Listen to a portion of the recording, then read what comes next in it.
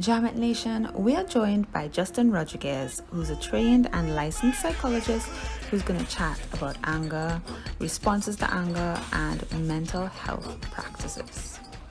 I have my own private practice called Climb Consultancy Limited. Climb is an acronym that stands for Collaborative Leaders Initiating Movement and Beyond. And we provide psychological support services to individuals, couples, companies, communities. I also have an NGO called Developing People, Developing Us, that we also do work with communities and whatnot that supports Climb. So, so I've been kind of just trying to promote mental health, advocate mental health, have persons understand, the difference between mental health and mental illness, our stigmas. So I've been just, really advocating mental health and trying to create some kind of change in the narrative surrounding mental health. So that's what I do. Beautiful, awesome sauce. And I see that you say you do a lot of like dance and videos of you, like. Right. Is that one of the tools that you use in your work? Not particularly, in terms of not having persons do dance, but I personally use dance as something that I enjoy, something that I love it as a hobby. But I also use that as my mental health, how I manage my mental health and my mental management and all of that, stress management and all these things. It's really about stress management. I know you'll talk about that later on. Mm-hmm. But I have to understand that you can use your everyday activities, things that you love, things that you enjoy, to help you manage your well-being, manage yourself. So I use dance, my plants, painting, these kind of things as my of managing me. So I try to have persons do the same, encourage persons to do the same, and let them know that it's okay to use your everyday activities to, make time for you, use your everyday activities, you enjoy it, you love it, but you're also working on you while doing it. You're also managing self while doing it. It doesn't have to be you go, sit into an office and have a rigid conversation with a therapist in order for you to work on your mental health. So I like to have persons understand you do whatever you do in your everyday activities and find ways of letting that work for you in terms of managing self. Yeah, awesome sauce. I'm so proud. I'm so excited for you. Okay. Talk to me. So, I mean, we started talking about fight and the energy of fight last week on our show. Right. And since then and today, it's been school fight videos, Facebook warriors coming out talking about young people fighting and why they should bring back this should be the incentive to bring back corporal punishment. And we were like, nah, we need to bring in a professional. So I want you to talk about some contributors as well as responses to anger that you've seen in your work. So there's no one thing that contributes to anger. Anger, we all experience anger. As humans, we all experience anger. If as a human you tell me you don't get angry, then I'm more worried. I'm more concerned than if you tell me you always vex and you always pissed off and you always angry. Right? That's more of a clinical red flag for me, that you don't get angry at all. However, because anger is a natural human expression, right? A natural human response. We all feel angry. We're all supposed to be able to feel angry at some point by something. But what angers me may not anger you, right? And that is all fine and cool. However, when I'm angry, how do I respond? What do I do when I'm angry is what is important. Because I feel angry doesn't mean I have to act in an angry way or behave in an angry manner. Respond aggressively or with anger. So there's no one thing that contributes to anger. It's really what works or doesn't work for you. I guess in the sense of anger is what doesn't work for you. So something triggers you in some way for whatever reason, and you feel that feeling of anger. What do I do then will determine the outcome of that situation. So I feel angry. Okay, somebody walk past me in the street and they bounce me. It could be an accident. It could be intentional. Who knows, right? But I may get angry at that moment because, well, you bounced me. So I'm like, well, you ain't seeing me. I seeing you. So that means you can see me. So why are you bouncing me? But anger, the behavior of, I won't say the behavior of anger. Behaving in an angry manner comes from a thought. So there's that whole human behavior model. It's a cycle. How your thoughts influence the way you feel, which influence the way you react or behave in a situation. So if someone, so we're speaking of the feeling of anger, right? That's the emotion. If someone bunks me in the street, You pass and you bump my shoulder, my phone fall out my hand. I might get angry. But that depends on what are my thought processes at that moment. So my thoughts might be, if I'm angry, my thoughts might be, as I said previously, but you ain't seeing me or what? I see you, so why you can't see me? You're a madman. You want me to trip off? So you might go through a whole narrative about why you can't watch where you're going, why you can't be more respectful, why you can't say sorry. As opposed to, so then in that instance, you're behaving in that way, that's your thought process. I might react aggressively and cuss out somebody. Say, but you ain't seeing me or I'm seeing you, watch where you're going. But if in that moment, my feeling of anger based on the person bumping into me, my thought process is now, well, okay, maybe this person in a hurry, this person in an emergency, is a hurry, it's some matter of urgency happening right now. All right, let me allow it. So I feel a little more compassionate, I feel a little more empathy. I don't necessarily feel angry about the situation to the point where I'm now triggered and I want to react in an angry way. So I respond differently. Maybe I said, okay, astute. I brush it off. I just say, oh gosh, big man, watch where you're going next time. But I don't act the same way as if my thought process is, so you ain't seeing me, so as I am, you just walk into me. Then I feel differently and I respond differently to the situation. So a lot of persons are angry. A lot of persons are just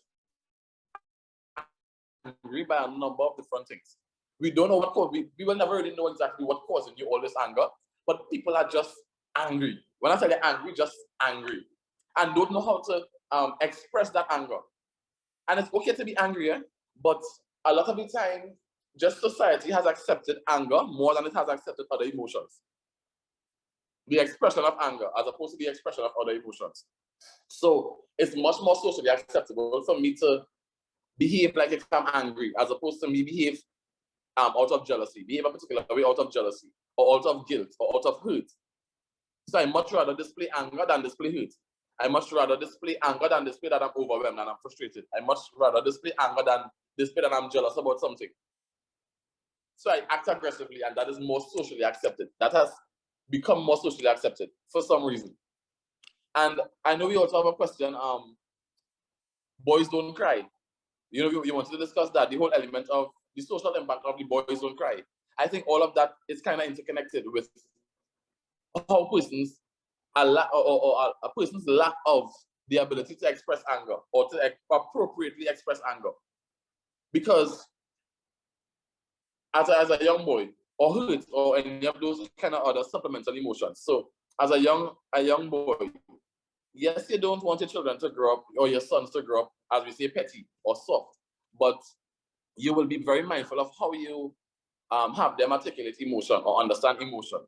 So a young daughter, if she fall and bruise up her knee, bruise up her arm, you respond very differently than if your son falls and bruise up his arm and his legs. Right? If your daughter falls, oh gosh, baby, careful, come let daddy clean it. Let mommy clean it. You know, you respond differently. Oh gosh, don't worry about that. Okay, it's okay. Come, let me sit down and go. But if it's your boy, if it's your son, but get up and wipe up that, come, let me wipe the blood, you get up and you go again. Say all that in it, don't worry about that. All that's being a boy. So yes, we understand that. However, there's still a room there to teach. There's still space there to teach about emotions. So yes, if your son cry, okay, fine, it's cool. But you may have a conversation with him that, okay, every time you feel hurt, it doesn't warrant you crying. So you fall and you bruise your skin. Okay, fine. You tell him, okay, don't cry, boys don't cry. But then something else happens. He feels hurt, but he doesn't want to cry because the narrative is boys don't cry. And it's okay to cry. You're human. You're allowed to cry. You're human. Right? But we don't allow boys that space. So what I will do differently is, yes, you don't, as I said, you don't want them to grow up soppy. So, okay, every time you fall on, you cry. That's not how you want to grow your boys. Or that's not even your daughters. Every time something happens, you don't have to cry. Right? But especially for your boys.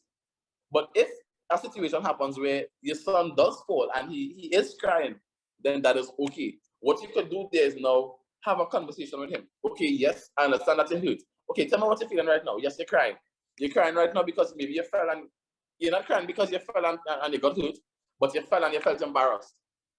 So now we're discussing other emotions that now are being masked by anger. So there are little avenues in which we could, teach, little room to teach. And this is the building of the emotional intelligence. Exactly. Because big boys don't cry is a lack of emotional intelligence. And that now translates into adulthood, because that is a narrative that is being fed from a very young age. As you get older, that is going to continue to be, your internal narrative. So something happens and you feel as though you feel overwhelmed. You feel guilty about something, you feel sad about something. But now let me display anger, because anger is the emotion that is more socially accepted. So I'm now suppressing how I really feel to supplement that with anger, when that's not really what I want to express. But because it's more socially accepted, I express it. So I get in a fight, I slap down somebody, I lash somebody, because that is more accepted, which is so crazy. Yeah. So it's really about just finding ways of reconstructing the narrative, but it's hard. That's just our culture. So one day at a time is what we're really trying to do, and how we're really trying to address that, but a work in progress.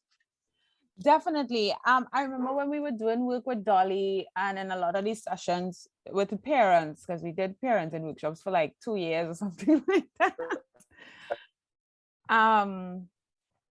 We talk about stimuli. We talk about external stimuli like traffic, and internal stimuli like illness or hunger. And so I think it really boils down to an understanding of self. So emotional intelligence and understanding who you are, what you feel, why you feel what you feel. Correct. And so that is fine. But person see it as, because somebody else may not feel angry or may not feel hurt by this, I shouldn't be hurt by this. So now let me mask my hurt with anger. And that's a very unhealthy approach. Yeah, because you can't treat everybody's wound with the same. Yeah, definitely. Exactly. So I don't know if you have any thoughts on this, on why physical aggression is so prevalent among young people. Because adults might be like, well, what you have to be so angry about? You don't have no bills to pay, rah, rah, rah. Yeah, and that's not it. So when we look at mental health, a lot of things will compromise your mental well-being in different ways, right? So when we as trainees, we don't really pay attention to mental health, because automatically we think of mental illness. So when you hear counseling, when you hear therapy, when you hear psychologists, you hear or any of those kind of associated words, you automatically think the madman, the mad girl. Tyker crazy. You can't sit down in a room with Tyker and have a meal or have a conversation. Tyker will flip a table, Tyker will kick in your face, Tyker unpredictable and out of control and erratic, and that's not the case. But persons attribute mental health to mental illness. And that is our Caribbean culture. These stigmas are so strong.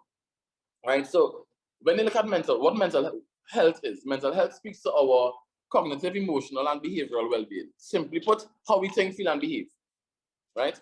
Mental illness is something much, much, much more extreme that compromises your everyday functioning. You're not able to feel like yourself. You're not able to be yourself. You're not responding to situations. Your thought processes are different. All of these things are different.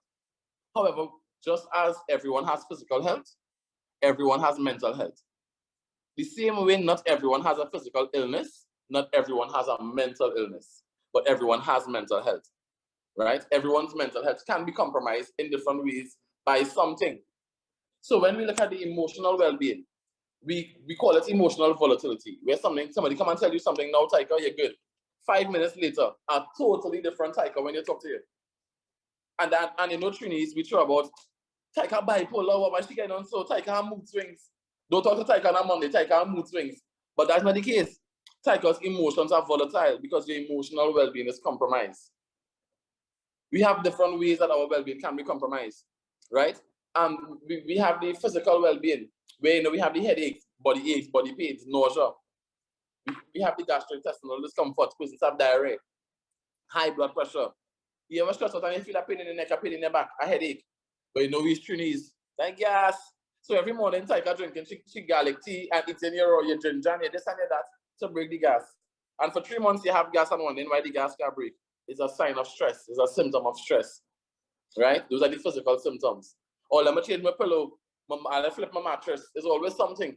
But we're not looking at these signs of a compromised mental well-being, mental health, right?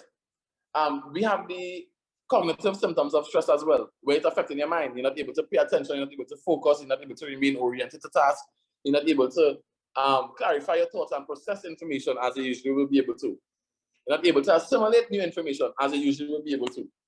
So it's compromising your learning journey. It's compromising, your mind, your cognitive well-being, right? And then we have the behavioral effects or symptoms of stress, where some people undereat, where you just feel like you have no appetite. And some persons overeat, where you reach out for the comfort food, right? Then we have persons undersleeping, where we call the insomnia. You get a little to no sleep. And then we have the hypersomnia on the flip side, where you're sleeping for hours and hours and hours, but you still wake up feeling harassed and frustrated, like you got no rest at all, right? So those are some symptoms that we pay attention to. When we're looking at the anger, it's because our emotional well-being is compromised. So we have less space between impulse and action. So I'm faced with a stimulus, I'm faced with a trigger. I can't rationalize my thoughts in the most appropriate way before I act on it. Something happens, I fly off the handle. So that's the reason to say you fly off the handle, you react too strongly. You could have said things I didn't mean, or you could have said things differently in the moment. But in the moment, my emotional well-being is already compromised. So I can't now rationalize my thoughts while I'm upset, while I'm frustrated, while I'm overwhelmed, to now respond most appropriately. So you cuss out a man. You say things, you disrespect somebody in some ways that but I could even disrespect somebody like this. You just say whatever comes to mind because you have no space between impulse and action. You might hit somebody a lash, tap up a man, because no space between impulse and action. So stimulus, bam, reaction. And if human mind works in such a way, this space between impulse and action happens in a split second, that you can rationalize your thoughts so clearly and constructively to act appropriately in the situation. But when your emotional well-being is that compromised, impulse action, no space, you just fly off the handle. So we tend to fear, you fight somebody and then afterwards you're like, but what really went on with me there? How this even happened? What make me even fight this person? What make me even fight back? Because impulse and action, no space. So we be mindful of how these things are compromising our well-being. So I like to share with persons the symptoms that you can look out for in terms of how you can know that you're functioning differently, that something is compromising some area of well-being, and how you go about managing these stresses and these things. There's no, as I always say, there's no one way or no right way to manage your stress. How I manage my stress may not be how you manage your stress. So as you know, I like the outdoors. I'm an outdoors man. I like to go on hikes, I like to go by the beach. I just like being outside. I just want to be surrounded by greenery. You mightn't like that. So you could have told me whole of last week you stressed and frustrated and you want something to do to regroup. But I can't tell you, let me go on a hike and I know that'll work for you. Because at the end of the hike, you're more frustrated. You're pissed off because sweat in your eye, hands bite you, your clothes dirty, and that is just not your thing. That is just not your vibes. So you're more frustrated in the end. Right? So for me, I like reading to learn something. I don't just read for leisure. I don't do leisurely reading. That's just not me. That has just never been me. I will read because I want to learn something. I want to acquire some kind of information. I want to understand something a little more clearly. I want some clarity on something. Okay, fine. Reading is not a student. But to just, okay, I bored. Let me pick up a book and read. Couldn't be me. Could not be me, right? So you can, but some persons that work very well for. If you know that you had a long day, you see, so that works for you. You had a long day, you're overwhelmed, you're frustrated, you want to come home and do something to regroup. You take out your book and you read a couple of pages and you're good afterwards. Not me, couldn't be me, I tell you, couldn't be me, right? But if you know that works well for you, you capitalize on that. It's about capitalizing on what works well, finding alternatives to the things that don't, right? So it's trial and error. You will never really know exactly what works for you unless you try it. So I could be thinking that, okay, going on a hike may not work for me. But until I actually try that, I might know, okay, this works. But you will know, based on your life experiences, what works and what doesn't work. So if it doesn't work for you, you find some alternatives. If it works, you capitalize on that and you use that as your stress management strategies and techniques to help you regroup and work on you, manage yourself in the best way possible, suitable for you. Right? So there's no one way to stress management, or to self-care. And when we look at self-care, we can do any activities that we enjoy doing. That is your self-care. Be intentional about it. Be intentional with that. That is your self-care. That is your time for you. And it can be how simple. Oftentimes we hear self-care, we think of it just being more of a feminine-based activity. You go to the spa, you go get your nails done, you go get your hair done. You and your girls go for drinks, and that's not the case. You and the boys will go down there and sweat on a Friday evening. That's your self-care. You and the boys go on a hike or they go to the beach, whatever it might be. But these things, self-care doesn't have to be strictly a feminine-based activity. These things don't have to be just activities that females can do, because fellas had a regroup too. You overwhelmed as well. We all human, right? You stressed out and you frustrated. You pissed off by some things too. So you need to find ways of managing you so that you can respond most appropriately in situations. I like to call those things emotional withdrawals and deposits. So Tyker, if you go by the bank today and you just withdraw money, and you go by the bank tomorrow and you just withdraw money, and then the next day by the ATM, you're just withdrawing money, and the day after that, you're just withdrawing money, what will happen in the end? I will say, Tyker, hurry up money, boy. But what will happen in the end? You will go bankrupt. In order to not go bankrupt, what you need to do is put some deposits. Make some deposits so you have some kind of balance. Just as your emotional bank. Just with the same with your emotional bank. So we experience everyday situations that are beyond our control, that we could consider an emotional withdrawal. For example, traffic. You have no control over the traffic, sometimes it's an emotional withdrawal. You're frustrated, you're just sitting in traffic, wasting your time. It's making you feel tired, you're just annoyed with the traffic, because it's traffic too for no reason. Too little drop of rainfall, and it's traffic. For what? For what? So you're sitting in traffic and you're frustrated. If that is your emotional withdrawal, how do you now make an emotional deposit to maintain some kind of balance? So I put on my music, and it's a full concert in my car. A full concert. I am vibing till I reach wherever I go in, and I good. And that's how I manage the traffic. Or you might have a presentation to do that day, or you might have something to do that day. So you put on a little podcast or some YouTube video or something, a TED Talk, to get the information while you're there. You might have preparing for an exam. You read while you're in traffic. You find ways of managing the traffic, the withdrawal, the emotional withdrawal. So you make some deposits. And just as your financial bank, you would want to make more deposits than you make withdrawals. I would hope so, right? You would want to make more with deposits than withdrawals. So just as your emotional bank, you're treated the same way. So you ensure the things that you are doing make you feel most like yourself, make you feel most alive. It pour back into you. It fill back your cup. So then when I experience an emotional withdrawal, I still have enough deposits in there to maintain some kind of balance. I'm not feeling disequilibrated. I'm not feeling like oh gosh, the world coming to an end and I'm now spinning around like a headless chicken. You know, you don't feel that way because you have enough deposits in the bank that when I experience a withdrawal, it's okay. I still have some balance. I can still maintain well-being. I'm not feeling like, okay, now I'm compromised because I've had more withdrawals than I had deposits.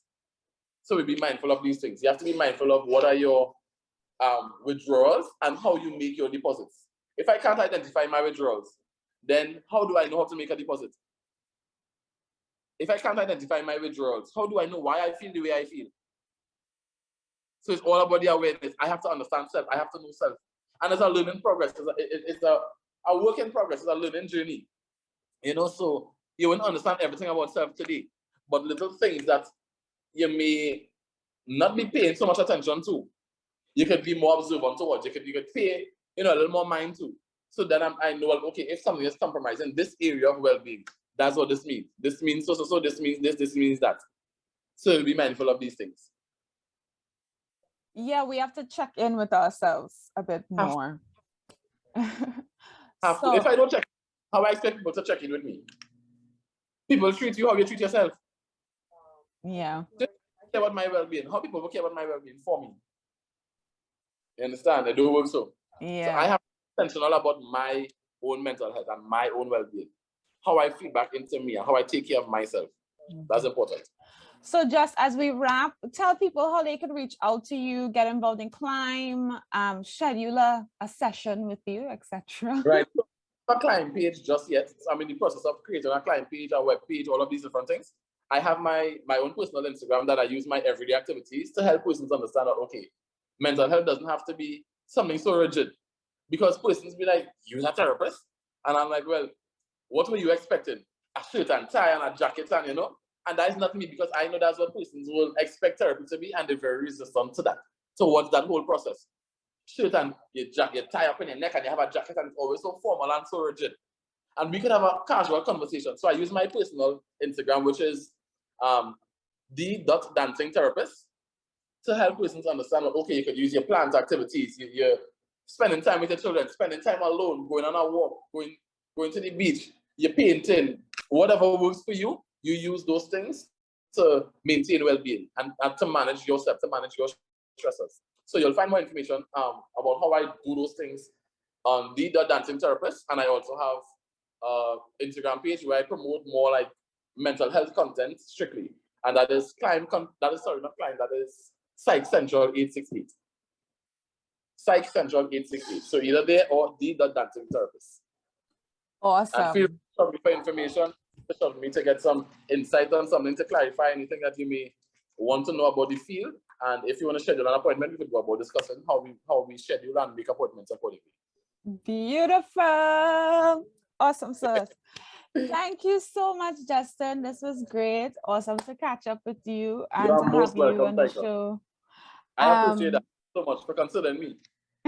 Yes, because we want youth, we want young people, and we also it's two gal, it's two jabbets, you understand? It's two women talking on the show. We need some testosterone in the place. We need some real energy. So I was like, wait, Justin, right? Okay, man, slide in them DMs. Well, I appreciate that. I appreciate you healing me. Awesome sauce. Enjoy the rest of your Sunday, my dear. And I will send you a link to the episode when after we air this evening. All right, cool. Sounds good. Appreciate it. You have a good day as well. And take care of yourself. You too. Bye. All right.